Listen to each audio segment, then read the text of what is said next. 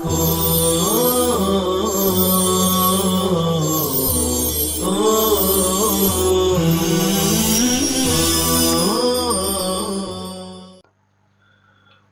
علیکم ورحمۃ اللہ وبرکاتہ۔ معزز سامعین، آج کے ہم جزاء الاعمال کے اپنے اس درس میں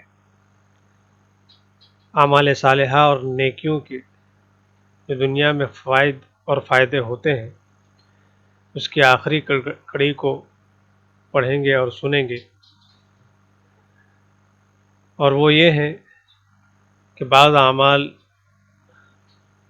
ایسے ہیں کہ انسان جب اس کو کرتا ہے تو اللہ تبارک و تعالیٰ ہر طرح کے فکر و غم کو دور فرما دیتے ہیں۔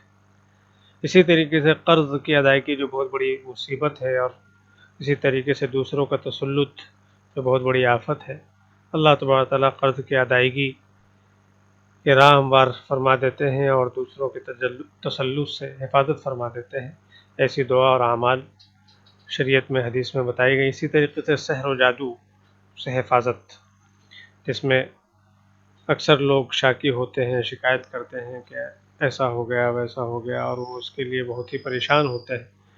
تو آپ کو سرگرداں ہونے کی ضرورت نہیں ہے، زیادہ پریشان ہونے کی ضرورت نہیں ہے۔ اس دعا پر آپ عمل کریں جو حدیث میں بتائی گئی ہے، انشاءاللہ سخت سے سخت سحر اور جادو سے اللہ تعالیٰ آپ کی حفاظت فرمائیں گے۔ تو چلیے ہم چلتے ہیں دنیاوی فائدہ نمبر 27، فکر و غم کا دور ہو جانا۔ اگر ہم اس عمل کو کر لیں گے جو حدیث پاک میں بتایا گیا اور اس دعا کو پڑھ لیں گے تو اللہ تعالیٰ ہر طرح کے فکر و غم کو دور فرما دیں گے۔ کیا ہے وہ حدیث؟ عن ابی نضرۃ عن ابی سعید الخدری قال دخل رسول اللہ صلی اللہ علیہ وسلم ذات یوم المسجد۔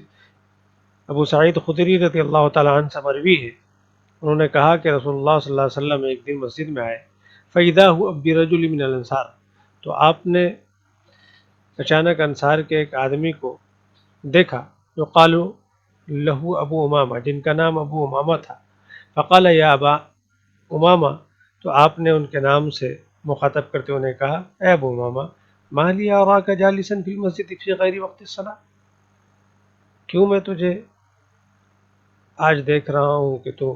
نماز کے علاوہ مسجد میں بیٹھا ہے؟ قال ہموم لزمتنی ودیون یا رسول اللہ، تو ابو امامہ کہتے ہیں کہ اللہ کے رسول، اس غم نے اور اس قرض نے جو مجھے لاحق ہے، اس نے مجھے مسجد میں اور اللہ کے گھر میں روک رکھا ہے۔ قال، آپ صلی اللہ علیہ وسلم کہتے ہیں، افلا اعلمک کلاما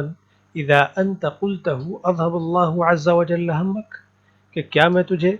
ایک ایسا کلام اور ایک ایسی دعا نہ سکھا دوں کہ جب تو اسے پڑھے تو اللہ تبارک تعالیٰ تمام غموں کو کیا کرتے دور کرتے ہیں، وقضا عنک دینک، اور تجھ سے تیرے قضاء دین اور قرض کی ادائیگی فرما دے۔ قال قلت، صحابی نے کہا کہ میں نے کہا، بلا یا رسول اللہ، کیوں نہیں، یہ تو بڑا سنہری موقع ہے۔ قال،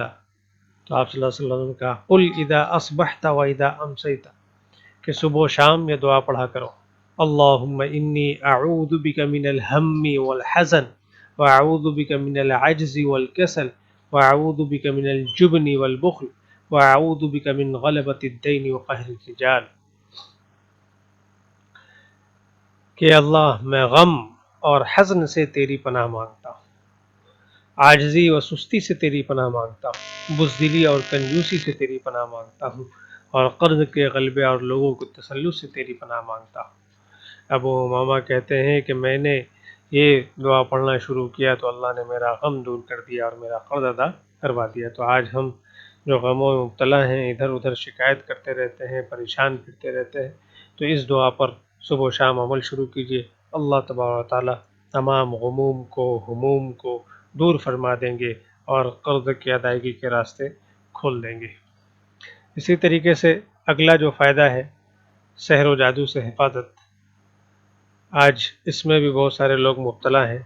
اور شکایت کرتے رہتے ہیں کہ ایسا ہو رہا ہے، اس طریقے سے ہو رہا ہے، اور ادھر ادھر علاج کرواتے رہتے ہیں۔ تو ادھر ادھر جانے سے بہتر ہے کہ پورے یقین کے ساتھ، کامل یقین کے ساتھ، حدیث میں بتائے گئے ایک مشہور صحابی حضرت کعب احبار رضی اللہ تعالیٰ عنہ کہ ان چند کلمات کو پورے یقین کے ساتھ اگر پڑھ لیں تو ہر طرح کے جادو سے سحر سے حفاظت ہو جائے گی۔ کعب احبار اس دعا کی اہمیت بتاتے ہوئے کہتے ہیں کہ اگر میں ان دعاؤں کا اہتمام نہ کرتا تو میرے اسلام لانے کی وجہ سے جو یہودی تھے وہ میرے اس قدر دشمن ہو گئے تھے کہ وہ اپنے جادو کے ذریعے سے مجھے گدھا بنا دیتے۔ تو کسی نے فوراً پوچھا کہ وہ کلمات کیا ہیں، تو آپ نے بتایا اعوذ بوجہ اللہ العظیم الذی لیس شیء اعظم منہ وبکلمات اللہ التامات التي لا يجاوزهن بر ولا فاجر وباسماء اللہ الحسنى ما علمت منها وما لم اعلم من شر ما خلق وبرأ وذرا۔ مشکات المصابیح میں امام مالک اور موطا امام مالک کے حوالے سے اس حدیث کو ذکر کیا گیا ہے۔ اعوذ بوجہ اللہ العظیم، میں پناہ مانگتا ہوں اللہ کی ذات کے ذریعے جو بہت بڑا ہے، وہ اللہ کی کوئی چیز اس سے بڑی نہیں، اس کے کامل کلمات کے ذریعے ان سے نہ کوئی نیک تجاوز کرتا ہے اور نہ کوئی بد، اور اللہ کے ناموں کے ذریعے جو پاک و نیک ہیں، اللہ کے تمام اسماء حسنہ کے ذریعے، اور ان میں سے جو کچھ میں جانتا ہوں اور جو کچھ میں نہیں جانتا، اس چیز کی برائی سے جو اس نے یعنی اللہ نے پیدا کیا اور انہیں متناسب الاعضاء بنایا۔ تو اس دعا کا جب انسان اہتمام کرے گا کامل یقین کے ساتھ تو پھر کسی قسم کا سحر اور کسی قسم کا جادو اس پر اثر نہیں کرے گا۔ صبح و شام اس دعا کا اہتمام کرے۔ تو یہاں پر جو جزاء الاعمال میں کچھ دنیاوی فوائد اعمال صالحہ اور نیکی کے بتائے گئے تھے وہ آپ کے سامنے پیش کر دیے گئے۔ اسی طرح طاعات میں اور بے شمار فوائد و منافع ہیں کہ جب انسان نیکی کرے گا تو اس کے علاوہ بھی بہت سارے بے شمار فائدے اور منافع حاصل ہوتے ہیں جو قرآن شریف و حدیث شریف میں اور روزانہ معاملات میں غور کرنے سے سمجھ میں آ سکتے ہیں، اور ہم کھلی آنکھوں دیکھتے ہیں کہ جو لوگ اللہ تعالیٰ اور رسول اللہ صلی اللہ علیہ وسلم کے فرما بردار ہیں ان کی زندگی ایسی حلاوت و لطف سے بسر ہوتی ہے، اتنے سکون اور اطمینان سے بسر ہوتی ہے کہ اس کی نظیر اور اس کی مثال ہمارا مالداروں میں نہیں ملتی۔ ان کے قلیل میں اللہ تعالیٰ تھوڑے میں خوب برکت عطا کر دیتے ہیں، ان کے دلوں میں نورانیت ہوتی ہے جو اصلی مائع سرور ہے، جو اصل دولت ہے۔ یا الہی سب کو اپنی اطاعت کی توفیق عطا فرمائیے اور اپنی رضامندی و قرب نصیب فرمائیے۔ اب اس کے بعد اگلے سبق میں بیان کیا جائے گا کہ گناہ اور سزائے آخرت میں کیا تعلق ہے۔ وآخر دعوانا الحمد للہ رب العالمین۔